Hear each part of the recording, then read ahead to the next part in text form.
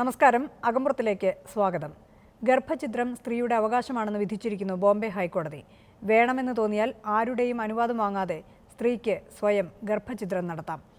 ഈ വിധി നിയമമായാൽ ഇന്ത്യൻ സ്ത്രീകളെ കാത്തിരിക്കുന്നത് എന്താണ്? ഇന്ത്യൻ മെഡിക്കൽ അസോസിയേഷൻ വനിതാ വിഭാഗം ചെയർപേഴ്സണും ഗൈനക്കോളജിസ്റ്റുമായ doctor R Anupama, Thiruvananthapuram government law കോളേജിലെ അധ്യാപകൻ ഡോക്ടർ NL സജികുമാർ, എഴുത്തുകാരിയും ആക്ടിവിസ്റ്റുമായ ശ്രീ ചിന്ത TK. കാര്യവും കാരണവും ആരോടും ബോധിപ്പിക്കേണ്ട, സ്വന്തം ഗർഭം ഇല്ലാതാക്കാൻ സ്ത്രീക്ക് ഇനി സ്വയം തീരുമാനമെടുക്കാം. ബോംബെ ഹൈക്കോടതിയുടേതാണ് സുപ്രധാനമായ വിധി. 12 ആഴ്ച തികയും മുൻപ് ഗർഭഛിദ്രം നടത്താൻ നിലവിലുള്ള നിയമങ്ങൾ ഗർഭിണിക്ക് അനുവാദം നൽകുന്നുണ്ട്. ഭ്രൂണത്തിന്റെ വളർച്ച 12നും 20നും ഇടയ്ക്കാണെങ്കിൽ 2 ഡോക്ടർമാരടങ്ങിയ മെഡിക്കൽ ബോർഡിന് തീരുമാനമെടുക്കാം. പക്ഷേ ഗർഭം തുടരുന്നത് സ്ത്രീക്കോ കുട്ടിക്കോ ഭീഷണിയാണെന്ന് ഡോക്ടർമാർ കണ്ടെത്തണം. പുതിയ വിധി നടപ്പിലാകുമ്പോൾ ഗർഭഛിദ്രം നടത്താനുള്ള അനുമതിക്കായി സ്ത്രീക്ക് ഇങ്ങനെ കാത്തിരിക്കേണ്ടി വരില്ല എന്നതാണ് ഏറ്റവും പ്രധാനപ്പെട്ട കാര്യം. എനിക്ക് ഗർഭഛിദ്രം നടത്തണമെന്ന സ്ത്രീയുടെ ആവശ്യം തന്നെ ധാരാളം. സ്ത്രീ ശരീരം സ്ത്രീയുടെ മാത്രം അവകാശമെന്ന മുദ്രാവാക്യമാണ് ചരിത്രപരമായ വിധിയിലൂടെ നടപ്പിലാകുന്നത്. ഡോക്ടർ അനുപമ, ഈ വിധി നടപ്പിലായാൽ അത് യഥാർത്ഥത്തിൽ ഒരു ഗർഭിണിയും ഒരു ഗൈനക്കോളജിസ്റ്റും തമ്മിൽ മാത്രം നടക്കുന്ന വളരെ സ്വകാര്യമായ ഒരു വ്യവഹാരമായി മാറാൻ പോവുകയാണ്. ഒരു സ്ത്രീ 12 ആഴ്ചയ്ക്ക് മുകളിൽ വളർച്ചയുള്ള ഭ്രൂണവുമായി വന്നാൽ പോലും ഇത് എനിക്ക് ആവശ്യമില്ല, അല്ലെങ്കിൽ ഇതെനിക്ക് താല്പര്യമില്ല എന്ന ഒറ്റ ടാഗിൽ ഒരു ഗർഭഛിദ്രം നടത്തി കൊടുക്കേണ്ട ഉത്തരവാദിത്വം അത് ഡോക്ടറിലേക്ക് മാറുകയാണ്. ഇത്തരത്തിലൊരു സാഹചര്യത്തെ ഒരു ഗൈനക്കോളജിസ്റ്റ് എന്ന നിലയ്ക്ക് എങ്ങനെയാണ് കാണുന്നത്? തീർച്ചയായിട്ടും ഒരു പരിധിവരെ സ്വാഗതാർഹമാണ്. കാരണം പലപ്പോഴും സ്ത്രീകൾ ഏതെങ്കിലും രീതിയിൽ ചൂഷണം ചെയ്യപ്പെടുകയോ അല്ലെങ്കിൽ അവർക്ക് തുടർന്ന് പോകാൻ താല്പര്യമില്ലാത്ത ഗർഭമായിരിക്കും മറ്റാരുടെയെങ്കിലും പ്രേരണ കൊണ്ട് തുടർന്ന് പോകേണ്ടി വരുന്ന സാഹചര്യങ്ങൾ ഒരുപാടുണ്ടാകാറുണ്ട്. അങ്ങനെയുള്ള സാഹചര്യങ്ങളിൽ തീർച്ചയായിട്ടും അവർക്ക് സ്വന്തമായിട്ട് അവരുടെ ശരീരത്തിൻ്റെ അവരുടെ ഗർഭം തുടരുക അല്ലെങ്കിൽ അവരുടെ ആ ശാരീരിക സ്ഥിതിയെക്കുറിച്ച് അവർക്കൊരു തീരുമാനമെടുക്കാൻ കഴിയുന്നത് നല്ലത് തന്നെയാണ്. സെക്കൻഡ് ഹാഫാണ് പ്രശ്നം. അതായത് ഒരു 3 മാസം വരെയുള്ള ഗർഭം നമുക്ക് മെഡിക്കൽ സയൻസിൻ്റെ ഇതനുസരിച്ച് യാതൊരുവിധ റിസ്ക്കും ഇല്ലാതെ നമുക്ക് ചെയ്തു കൊടുക്കാൻ പറ്റും. വളരെ മിനിമൽ റിസ്കേ അതിനകത്ത് വരത്തുള്ളൂ. മറിച്ച് ഈ 3 ആഴ്ച കഴിയുമ്പോൾ 3 ആഴ്ച തൊട്ട് 20 ആഴ്ച എന്ന് പറയുമ്പം ശരിക്കും പറഞ്ഞാൽ ഒരു പ്രസവം പോലെ തന്നെ, ഒരു മാസം തികഞ്ഞുള്ള പ്രസവത്തിനേക്കാൾ ശരിക്കും പറഞ്ഞാൽ റിസ്ക് കൂടുതലാണ് ഇതിനകത്ത്. അപ്പോൾ അത് ഒരു സ്ത്രീ മാത്രമായിട്ട് ആ ഉത്തരവാദിത്വം ഏറ്റെടുക്കുമ്പോൾ അതിൻ്റെ മറ്റ് വശങ്ങളെക്കുറിച്ചും ചിന്തിക്കേണ്ടിയിരിക്കുന്നു. അവരുടെ ആരെങ്കിലും ഏറ്റവും അടുത്ത ബന്ധു അല്ലെങ്കിൽ ഭർത്താവ് അല്ലെങ്കിൽ ഏറ്റവും അടുത്ത ഒരു ബന്ധുവും കൂടെങ്കിലും ഇതുപോലൊക്കെയുള്ള കോംപ്ലിക്കേറ്റഡ് കേസസിൽ തീർച്ചയായിട്ടും അവരുടെ ഒരു സമ്മതപത്രം അല്ലെങ്കിൽ അവരുടെ ഒരു പ്രസൻസ് ആവശ്യമാണ്.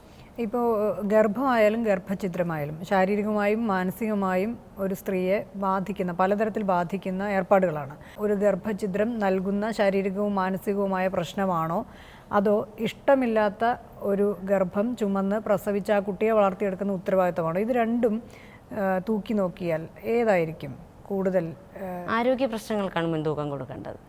തീർച്ചയായിട്ടും. കാരണം ഇപ്പം എന്തുകൊണ്ട് അവർ ഈ 3 മാസം വരെ, ഇപ്പോൾ സ്ത്രീയെ സംബന്ധിച്ച് പറഞ്ഞാൽ 3 മാസം വരെ അറിയാതെ പോകാൻ സാധ്യത കുറവാണ്. പ്രത്യേകിച്ച് 5 മാസമൊക്കെ ആയാൽ മറ്റുള്ളവരും അറിഞ്ഞു തുടങ്ങും ഗർഭം. അങ്ങനെ ഒളിച്ചു വയ്ക്കാൻ കഴിയുകയില്ലല്ലോ. അപ്പോൾ ഒരു 3 മാസത്തിനകമാണെങ്കിൽ ഞാൻ സമ്മതിക്കാം, അറിയാതെ പോകുന്നതെന്ന് വിചാരിക്കാം. പക്ഷേ അപ്പം അതിന് മുമ്പേ അവർക്കൊരു തീരുമാനമെടുക്കാം. പിന്നെ വേണ്ട എന്നുള്ളൊരു തീരുമാനം അനാവശ്യമായിട്ട് എടുക്കുന്നതിനോട് എനിക്ക് യോജിപ്പില്ല. ശ്രീ NL സജികുമാർ, ഈ വിധി നടപ്പിലായാൽ അത് സ്ത്രീക്ക് സ്ത്രീയുടെ ശരീരത്തിൽ ധാരാളമായ അവകാശങ്ങൾ നൽകുന്നുണ്ട്.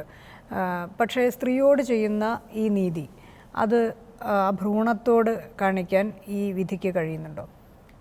അതിൽ നമ്മുടെ ഇപ്പോൾ ഇന്ത്യയിലെ മൊത്തം സോഷ്യൽ ഇഷ്യൂ പറഞ്ഞാൽ ഈ സ്ത്രീക്ക് അനുകൂലമാണെങ്കിൽ അത് ഇൻഡയറക്റ്റ്ലി സ്ത്രീയായിട്ട് ജനിക്കേണ്ടി വരുന്ന കുട്ടികളുടെ ഒരു ഇഷ്യൂ ആയിട്ടാണ് ഇത് മാറാൻ പോകുന്നത്. നമ്മുടെ സെക്സ് റേഷ്യോ വെച്ച് നോക്കിയാൽ റേഷ്യോ ഇപ്പോൾ വളരെ 91-ലുള്ളതിനേക്കാൾ ഭയങ്കരമായിട്ട് കുറവാണ് ഇപ്പം മെയിൽ ഫീമെയിൽ കുട്ടികളുടെ സെക്സ് റേഷ്യോ. അത് 918 സംതിങ്ങിലാണ് വന്നിരിക്കുന്നത്. 1945 20 ഇയേഴ്സ് കൊണ്ട് 1000 മെയിൽ ചൈൽഡിന്.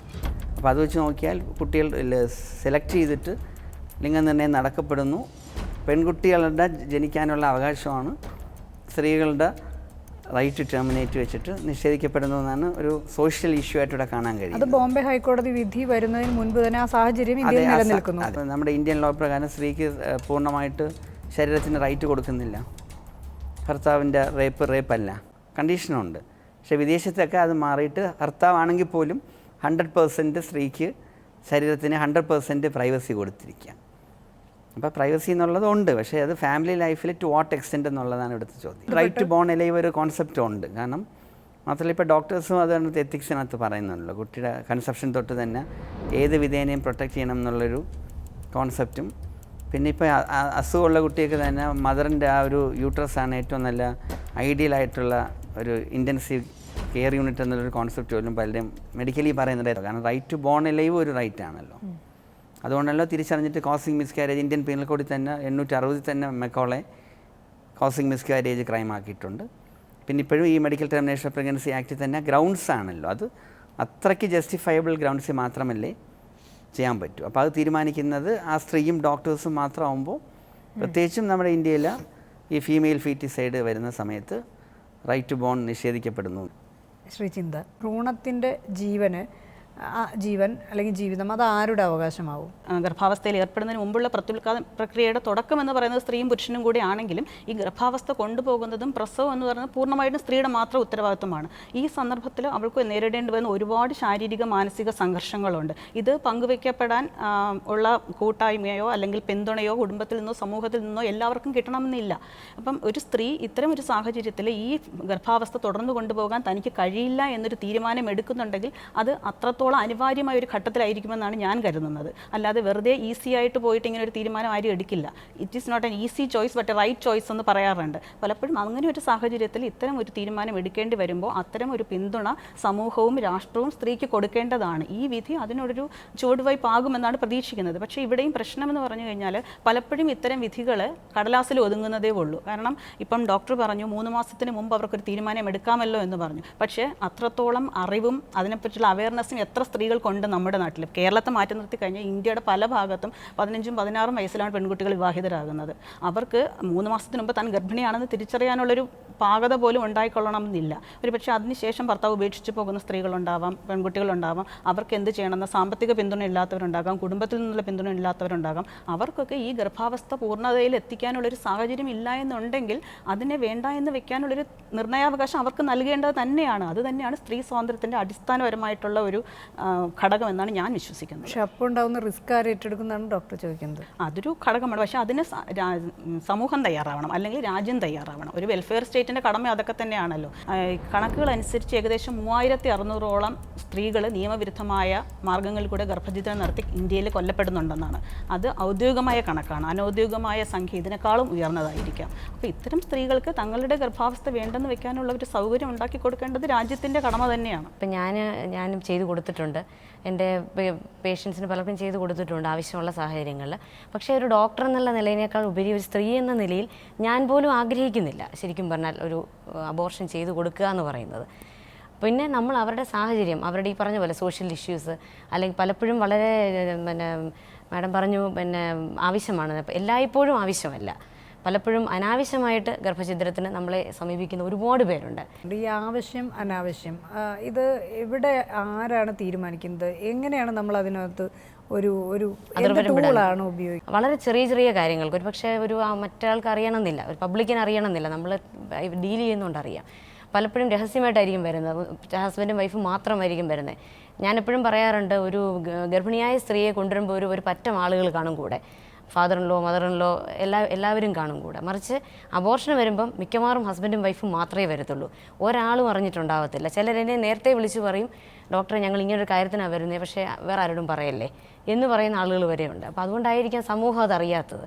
പക്ഷേ പലപ്പോഴും ആളുകൾ വന്നിട്ട് ഈ അടുത്ത കാലത്തൊക്കെ എനിക്ക് തോന്നിയിട്ടുള്ളത്, വളരെ ചെറിയ ഒരു കുറച്ച് നാൾ മുമ്പ് ഒരു കുട്ടി വന്നിട്ട് പറഞ്ഞാൽ കല്യാണം കഴിഞ്ഞ് 7 മാസം കഴിഞ്ഞതേ ഉള്ളൂ, അബോർഷൻ ചെയ്യണം. ന്യായമായിട്ട് നമ്മൾ ചോദിക്കും. അബോർഷൻ എന്ന് പറയുന്നത് ഞാൻ നേരത്തെ സൂചിപ്പിച്ച പോലെ തന്നെ മാനസികമായിട്ട് ഞാൻ ഒരുപാട് ഇഷ്ടപ്പെടുന്ന ഒരു പ്രൊസീജിയറല്ല. ഒരു പ്രസവം എടുക്കുന്നതാണ് എനിക്ക് അതിനേക്കാൾ സന്തോഷം. അപ്പോൾ അതുകൊണ്ട് ഞങ്ങൾ തീർച്ചയായിട്ടും, അല്ല എന്നെ പോലുള്ള ആളുകൾ തീർച്ചയായിട്ടും ചോദിക്കും, എന്തിനൊന്നും ചോദ്യം ചോദിക്കാതിരിക്കാൻ പറ്റത്തില്ല. സ്ത്രീയുടെ പക്ഷത്ത് നിൽക്കുന്ന ഈ വിധി വേറെ ആരുടെയെങ്കിലും അവകാശത്തെ ഹനിക്കുന്നുണ്ടോ? ജനിക്കാൻ വരുന്ന ഈ കുട്ടികളുടേതും പിന്നെ ഹസ്ബൻഡിൻ്റെതും ഒരു ഇഷ്യൂ വരുന്നുണ്ടല്ലോ. സ്ത്രീ ഏകപക്ഷീയമായിട്ട് ചിന്തിച്ചിട്ട് വേണ്ടെന്ന് പറഞ്ഞിട്ട് വന്ന് പറയുമ്പോൾ അത്, കാരണം ഇന്ത്യൻ സുപ്രീം കോടതി തന്നെ പല കേസിലും പറഞ്ഞിട്ടുണ്ട്, കല്യാണം കഴിഞ്ഞതിന് ശേഷം ഹസ്ബൻഡ് ആൻഡ് വൈഫ് ഒന്നാണ്. അപ്പോൾ അവിടെ റൈറ്റ് ടു പ്രൈവസി എന്നൊരു കോൺസെപ്റ്റ് കൊണ്ടുവരണ്ട എന്നുള്ള വിധത്തിൽ അവർ തമ്മിലൊരു റൈറ്റ് ടു പ്രൈവസി ഇല്ല എന്ന് പറഞ്ഞ വിധിയുണ്ട്. ഇതുപോലെ തന്നെ രണ്ടുപേരും വെൽ പ്ലേസ്ഡ് ആണ്. രണ്ടുപേരും IT ഫീൽഡിലൊക്കെയാണ്. ഓസ്ട്രേലിയയിലൊരു ഒരു കരിയർ ഓറിയൻറ്റഡ് ഒരു പ്രോഗ്രാം വന്നു പോകണം. അത് മാത്രമാണ് അതിൻ്റെ റീസൺ. അപ്പോൾ ഞാൻ ചോദിച്ചു കരിയറാണോ ഇമ്പോർട്ടൻറ്റ്, പ്രഗ്നൻസി ഇമ്പോർട്ടൻ്റ് അല്ലേ എന്ന് ചോദിച്ചു. അല്ല, എനിക്കത് ഇനി ഇതുപോലൊരു ഓപ്ഷൻ വരണമെന്നില്ല, തീർച്ചയായിട്ടും പോയേ പറ്റത്തുള്ളൂ, പ്രഗ്നൻസി പിന്നെ ആകാമല്ലോ, എന്തെങ്കിലും ആകാമല്ലോ. അപ്പം നമ്മൾ ന്യായമായിട്ടും പറയാറുണ്ട്, നാളെ ഒരു സമയത്ത് ആഗ്രഹിക്കുമ്പോൾ ചിലപ്പോൾ കിട്ടണമെന്നില്ല. മറ്റൊരു വശമുള്ള ഞാൻ ചെയ്തു കൊടുത്തില്ലെങ്കിൽ ഒരു പക്ഷേ അവർ ക്വാക്സിൻ്റെ അടുത്ത് അപ്രോച്ച് ചെയ്യും, അല്ലെങ്കിൽ അവർ തന്നെ ഓവർ ദ കൗണ്ടർ മെഡിസിൻസ് വാങ്ങിച്ച് കഴിക്കും. അതിൻ്റെ കോംപ്ലിക്കേഷൻസുമായിട്ട് എൻ്റെ അടുത്ത് അല്ലെങ്കിൽ മറ്റൊരു ഗൈനക്കോളജിസ്റ്റിനെ സമീപിക്കേണ്ട ആവശ്യം വരും. അതുകൊണ്ട് നമ്മൾ പലപ്പോഴും ചെയ്തു കൊടുക്കും. പക്ഷേ അതിൻ്റെ പ്രോസ് ആൻഡ് കോൺസ് എല്ലാം പറഞ്ഞു കൊടുത്തിട്ടേ ചെയ്തു കൊടുക്കാറുള്ളൂ. ഒരു കപ്പിൾ ഇതുപോലെ വന്നപ്പോൾ ആദ്യത്തെ കുട്ടിക്ക് 1.5 വയസ്സ്, ഞാൻ തന്നെ ഡെലിവറി എടുത്തതാണ്. അബോർഷൻ ചെയ്യണമെന്ന് പറഞ്ഞു. നമുക്ക് നല്ല അടുപ്പമുള്ളത് കൊണ്ട് കുറച്ച് പറഞ്ഞു നോക്കി. അല്ല, അവർക്ക് വേണ്ട, 1.5 വയസ്സേ ആയുള്ളൂ, ഭയങ്കര ബുദ്ധിമുട്ടാണ് നോക്കാൻ. കോമൺ ആയിട്ട് കേൾക്കുന്ന ഒരു റീസണാണ്. പ്രയാസമോ കുഞ്ഞിനെ നോക്കി, ഈ കുഞ്ഞിനെ തന്നെ നോക്കാൻ പ്രയാസമോ, അതുകൊണ്ട് അടുത്ത ആളെയും കൂടെ പറ്റത്തില്ല, ഇതാന്നൊക്കെ പറഞ്ഞു. അപ്പോൾ ഞാൻ വെറുതെ അവസാനം ഇങ്ങനെ എല്ലാം പറഞ്ഞിട്ട് മരുന്ന് എഴുതി കൊടുത്തിട്ട് ഞാൻ പറഞ്ഞു, അച്ഛനും അമ്മയൊക്കെ എനിക്ക് അറിയാവുന്ന, അതുകൊണ്ട് ഞാൻ ചോദിച്ചു അച്ഛനും അമ്മയൊക്കെ ഇല്ലേ, അപ്പം ഒന്ന് അവരോടും കൂടെ ഒന്ന് ആലോചിച്ചിട്ട് കഴിച്ചാൽ മതി മരുന്നെന്ന് പറഞ്ഞു. പിറ്റേ ദിവസം രാവിലെ പിന്നെ ഹസ്ബൻഡ് തന്നെ എന്നെ വിളിച്ചിട്ട് പറഞ്ഞു, ഡോക്ടർ ഇന്നലെ രാത്രി പേരൻസുമായിട്ട് സംസാരിച്ചിട്ട് പറഞ്ഞു ഞങ്ങൾ ഇത് തുടരാൻ തീരുമാനിച്ചു എന്ന് പറഞ്ഞു. അപ്പോൾ ഞാൻ വളരെയധികം സന്തോഷം തോന്നി. ആ കുട്ടിയെ 2ാമത്തെ പ്രസവം എൻ്റെ അടുത്ത് കഴിഞ്ഞിട്ടാണ് പോയത്, വളരെ ഹെൽത്തി ആയിട്ടുള്ള കുഞ്ഞുമായിട്ട് പോയി. അപ്പം ഞാൻ ചോദിച്ചു, ഞാൻ പറഞ്ഞു അതാണ് അവരൊട്ടും സമ്മതിക്കുന്നില്ല. അവർ പറഞ്ഞ വാക്ക്, അത് ആ കുട്ടിയുടെ അമ്മയോ അതിൻ്റെ ആരുടെ അമ്മയാണെന്ന് എനിക്കറിയത്തില്ല, അവർ പറഞ്ഞ വാക്ക്, നീ ഇങ്ങ് പ്രസവിച്ച് തന്നാൽ മതി, ഞങ്ങൾ വളർത്തിക്കോളാം, വന്ന് ചോദിച്ചാൽ ഉടനെ അങ്ങ് ചെയ്തു കൊടുക്കണം എന്നുള്ള ഒരു നിലപാട് ശരിക്കും നല്ലതാണ്. ഈ ഡോക്ടർ പറഞ്ഞ രീതിയിലുള്ള ഈ ആവശ്യം അനാവശ്യം എന്നുള്ളൊരു വേർതിരിവ് പലപ്പോഴും നമുക്കൊരു ധർമ്മസങ്കടത്തിൽ എത്തിക്കുന്നുണ്ടായിരിക്കും തീർച്ചയായിട്ടും. പക്ഷേ ഇത് വളരെ ചെറിയൊരു ന്യൂനപക്ഷമാണെന്ന് എനിക്ക് തോന്നുന്നുള്ളൂ ഇത്തരം കേസുകൾ. പക്ഷേ ഇത്തരം ഒരു ന്യൂനപക്ഷത്തിൻ്റെ അടുത്ത് നമുക്ക് ജനറലൈസ് ചെയ്ത് ഇതിനെ മോശമായി ചിത്രീകരിക്കുന്നതിനോട് എനിക്ക് യോജിപ്പില്ല. കാരണം നമ്മൾ ഭൂരിഭാഗവും നോക്കേണ്ടത് നമ്മുടെ രാജ്യത്തെ ഒരു ബഹുഭൂരിപക്ഷം വരുന്ന വിദ്യാഭ്യാസം കുറഞ്ഞ സാമൂഹിക നിലവാരങ്ങളിൽ ജീവിക്കുന്ന സ്ത്രീകളുടെ അവസ്ഥയാണ്. അവരെയാണ് ഇത് ഏറ്റവും കൂടുതൽ ബാധിക്കുന്നത്. കാരണം ഗർഭനിരോധന മാർഗങ്ങളെ പറ്റി പോലും അവർക്ക് കൃത്യമായ അറിവുണ്ടായിരിക്കുകയില്ല. ഒന്നാമത്തെ കാര്യം, നമ്മുടെ നാട്ടിലെ വിവാഹം, ഗർഭം, പ്രസവം ഇതൊന്നും വ്യക്തി തീരുമാനങ്ങളല്ല, കൂടുതലും സമൂഹവും കുടുംബവും അടിച്ചേൽപ്പിക്കുന്ന നിയന്ത്രണങ്ങളും സമ്മർദ്ദങ്ങളും കൊണ്ട് വരുന്നതാണ്. അപ്പോൾ അങ്ങനെയുള്ള സാഹചര്യങ്ങളിൽ അങ്ങനെ സമ്മർദ്ദപ്പെട്ട് ഒരു ഗർഭാവസ്ഥയിൽ എത്തുന്ന ഒരു സ്ത്രീക്ക് കുറച്ച് കഴിയുമ്പോൾ സ്വന്തമായിട്ട് തിരിച്ചറിവുണ്ടായി എനിക്കിത് താങ്ങാനുള്ള മാനസികാവസ്ഥയും ശാരീരികാവസ്ഥയും സാമ്പത്തിക പിന്തുണയും ഇല്ല എന്ന് വരുമ്പോൾ അത് വേണ്ട എന്ന് വെക്കാനുള്ളൊരു നിർണ്ണയത്തിലുള്ള അധികാരം സ്ത്രീക്ക് തന്നെയാണ്. അതിലൊരു സംശയവും വേണ്ട കാര്യമില്ല. അതല്ല, അല്ലെങ്കിൽ ബയോളജിക്കലായിട്ട് സ്ത്രീയുടെ ബാധ്യതയാണ് പ്രസവവും ഗർഭവും എന്നുള്ളത് കൊണ്ട് അതിൻ്റെ എല്ലാ ബുദ്ധിമുട്ടും സ്ത്രീ തന്നെ അനുഭവിക്കണം എന്ന് പറയുന്നത് ക്രൂരതയാണെന്നാണ് എനിക്ക് തോന്നുന്നത്. അപ്പോൾ സ്ത്രീക്ക് ജനിക്കാൻ പോലും അവസരം നമ്മൾ നിഷേധിച്ചിട്ട് പിന്നെ സ്ത്രീക്ക് പ്രൈവസി കൊടുക്കണമെന്ന് പറയുമ്പോഴുള്ള കോൺട്രഡിക്ഷനാണ് ഞാൻ പറയുന്നത്. പക്ഷേ അവിടെയും ഒരു ഇഷ്യൂ ഉള്ളത്, കണക്കുകൾ പ്രകാരം ഏകദേശം 9% താഴെയാണ് പെൺ ഭ്രൂണഹത്യയ്ക്ക് വേണ്ടിയിട്ട് നടത്തുന്ന ഗർഭഛിദ്രങ്ങളെന്നത്. അതൊരു ചെറിയ സംഖ്യയാണെന്നല്ല, പക്ഷേ എന്നിരുന്നാൽ തന്നെ 9% ഉള്ളൂ. കൃത്യമായിട്ട് നിയമം നടപ്പിലാക്കുകയാണെങ്കിൽ അതിനെ വീണ്ടും കുറച്ചു കൊണ്ടുവരാൻ പറ്റും. പക്ഷേ ആ ഒരു കാരണത്തിൻ്റെ പേരിൽ നമ്മൾ ബഹുഭൂരിപക്ഷം വരുന്ന ന്യായമായ അവകാശങ്ങളെ ഹനിക്കുന്നത് ശരിയല്ല എന്നാണ് എനിക്ക് തോന്നുന്നത്.